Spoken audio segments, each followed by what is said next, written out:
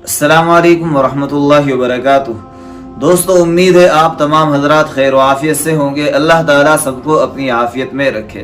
दोस्तों, आज मैं इंशाअल्लाह आप हजरात के सामने गुस्ल के हवाले से चंद बहुत अहम बातें करने वाला हूँ, ख़ास तौर से मस्तूरात के लिए, क्योंकि मस्तूरात इस बारे में बहुत ज़्यादा टेंशन लेती है और बहुत ज़्यादा पूछती रहती है, सवाल करती है। बाज़ ख़वातीन तो ऐसी है जो पूछने में ज़रा शर्म भी महसूस करती है। तो मुझसे एक बहन ने सवाल किया था कि आप इस चीज़ पर कुछ बातें हमें बताएं कि औरतों का गुस्ल करने का तरीक़ा क्या है, इसका सुन्नत तरीक़ा क्या है, और औरतों के और मर्दों के गुस्ल में क्या फ़र्क है।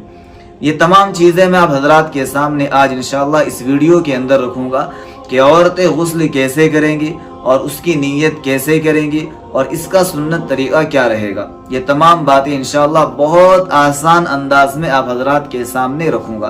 पहले तो ये बात अच्छी तरह से समझ लें कि मर्द और औरत के गुस्ल में ऐसा कोई ख़ास फ़र्क नहीं है, ऐसा कोई भी ख़ास फ़र्क नहीं है, और गुस्ल का ऐसा कोई ख़ास तरीक़ा भी नहीं है। जैसे हम आम गुस्ल करते हैं वैसे ही ये भी गुस्ल रहेगा।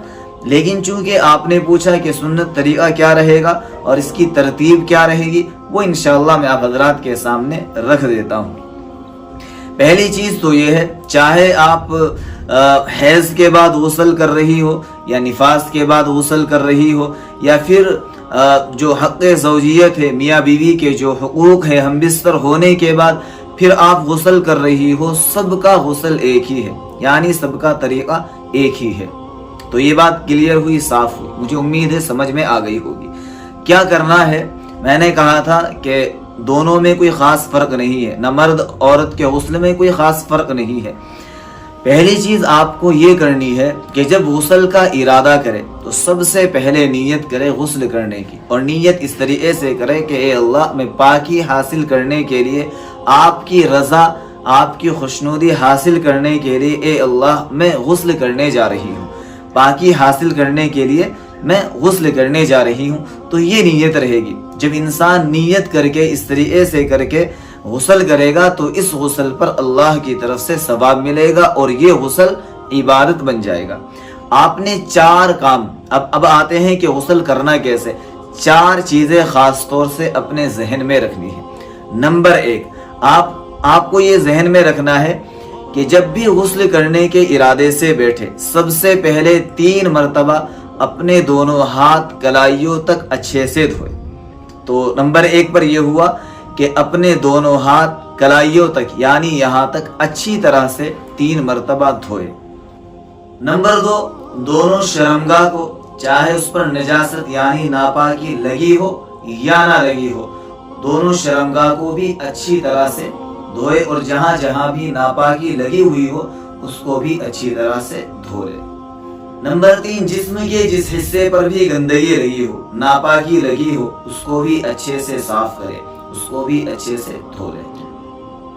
नंबर 4, मुकम्मल वुजू करे। जैसे हम नमाज के लिए वुजू करते हैं ऐसे ही यहाँ पर मुकम्मल वुजू करे, यानी पहले नीयत करे, फिर दोनों हाथ अपनी कलाइयों तक अच्छे से धोए, उसके बाद नजासत को साफ करे, उसके बाद जिस्म पर अगर कहीं गंदगी लगी हुई हो उसे साफ करे, और उसके बाद पूरा मुकम्मल वुजू करे। नंबर 5, फिर 3 मरतबा अपने सर पर अच्छे से पानी डाले। इसमें आप ऐसे करें, 3 मरतबा दाहिनी तरफ और 3 मरतबा बाईं तरफ, और फिर अपने सर पर, पूरे बदन पर अच्छी तरह से पानी बहाए। पानी इतना बहा देना चाहिए जिस्म के ऊपर कि एक बाल के बराबर भी खुश्क ना रहे। अगर एक बाल के बराबर भी खुश्क रह गया तो आपका गुस्ल नहीं होगा।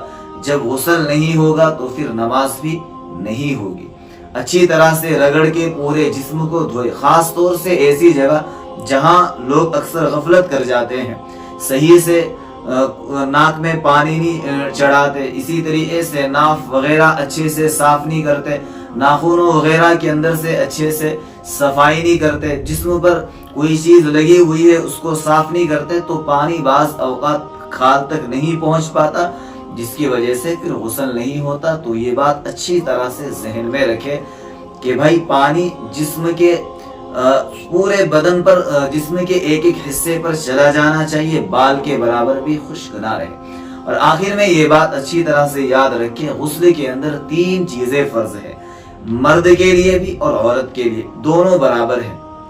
3 چیزیں کیا ہے؟ نمبر 1 کلی کرنا، یعنی یہ 3 چیزیں ایسی ہے کہ اگر ان میں سے ایک بھی چھوٹ گئی تو پھر آدمی کا غسل نہیں ہوگا۔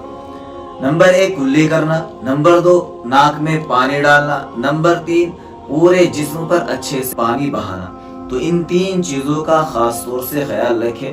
امید ہے کہ آپ تمام حضرات کو، میری تمام بہنوں کو یہ تمام باتیں اچھے سے سمجھ آ گئی ہوگی۔ اگر کوئی بات پھر بھی رہ جائے، سمجھ میں نہ آئے، تو آپ مجھ سے پوچھ سکتے ہیں۔ تو یہ ایک مکمل غسل کرنے کا طریقہ تھا۔